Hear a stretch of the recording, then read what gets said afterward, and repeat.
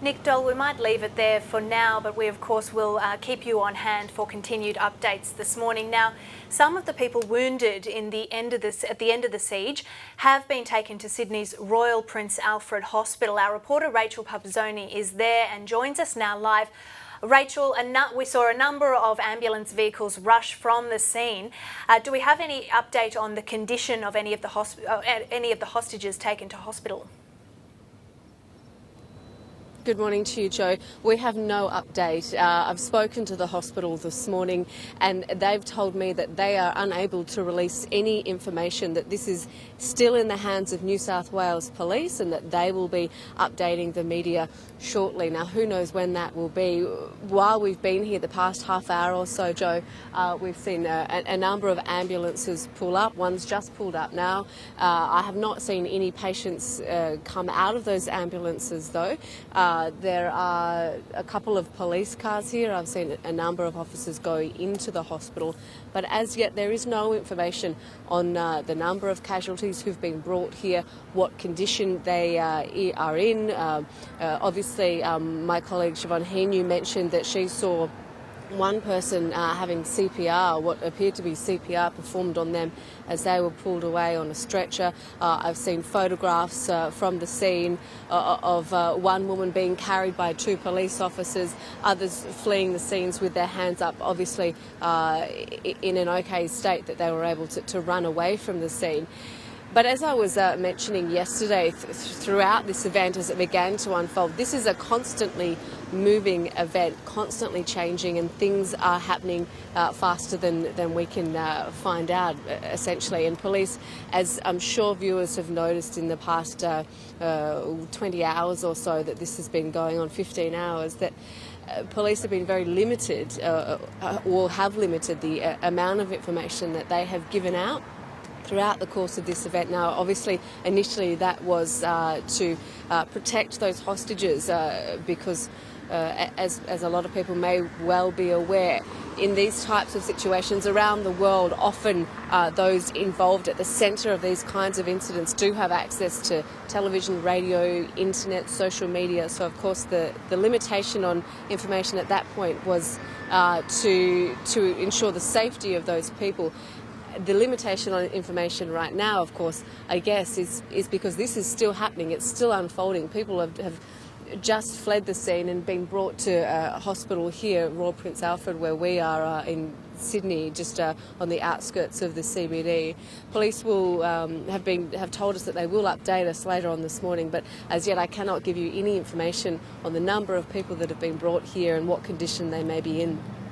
Of course, no doubt they will get excellent treatment at the hospital there. We did see many different representatives from many different organisations. Of course, we saw fire and emergency services, we saw a heavy police presence, we saw the bomb squad, we saw paramedics. It's been a huge effort here to bring this siege to an end.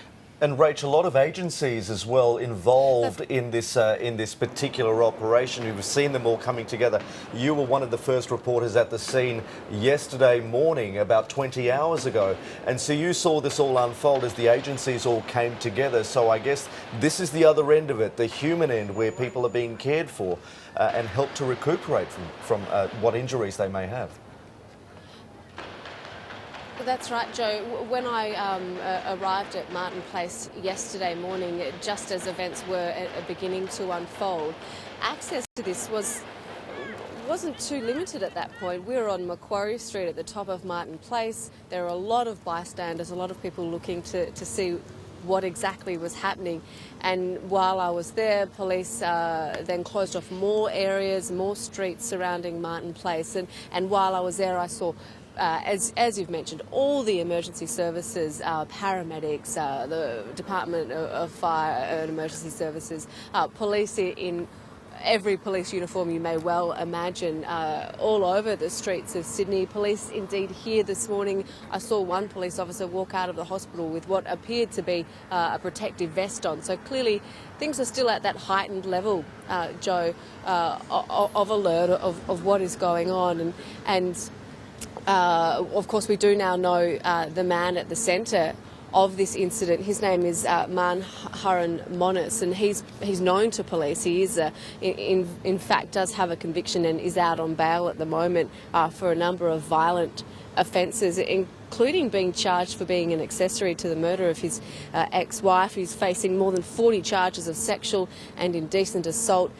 He's been convicted for sending offensive letters to families of deceased soldiers. So yesterday police were at pains to prevent the media from releasing that kind of information, and one may well assume that was limited because of this man's history, of his record. Clearly this was never something to be taken lightly by police, and we saw that yesterday with the full force of the law, the government at all levels speaking repeatedly throughout the day to the public, updating everyone on the current situation.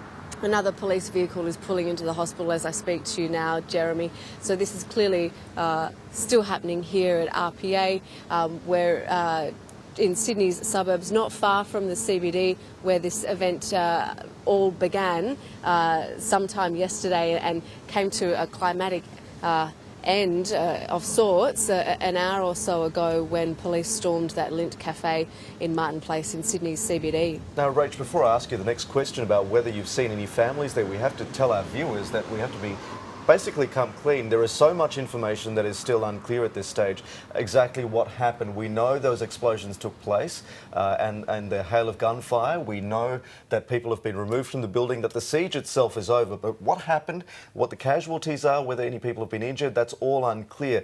Have you been able to establish, Rachel, at the hospital there, whether there are families coming and going, who the hostages might have been? We've not seen what appears to be family members coming in. All I have seen, Jeremy, this morning is police officers, paramedics, hospital staff. We have tried to get any information that we can. They're not speaking to the media inside the hospital here. I've spoken to the RPA official media contact. Big organisations like this always have an official media contact for people such as ourselves to get in touch with at times like this. The official line from them is that New South Wales Police will be updating the media on any condition update. There are people moving about the hospital this morning, not a lot of people. In fact, it's fair to say that there are more media here, Joe, than anybody else. Of course, though, it's still very early. If there were family members of those who were inside the Lindt Cafe in Martin Place, they may still be trying to get out of the CBD and get to the hospital. And we're at the RPA Hospital. I'm not sure whether there are casualties who've been taken to other hospitals, which would then lead to some confusion for family members as to where their family members may be, what hospital they may be at. And of course, police will be keen to speak to all of those people who've been involved in this situation to ascertain how they are, what they know of events and what's happened. All right, our reporter Rachel Pupazzoni from Sydney's Royal Prince Alfred Hospital, thanks for that update. We also have another report